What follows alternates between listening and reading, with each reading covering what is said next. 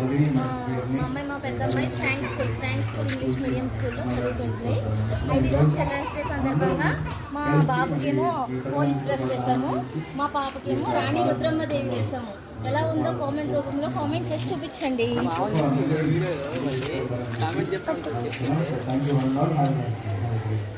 రాణి రుద్రమ్మదేవి గారు ఎలా ఉన్నారు? ఏది నీ కత్తి చూపించు. అరే నీ గన్ను చూపించు. అదిగో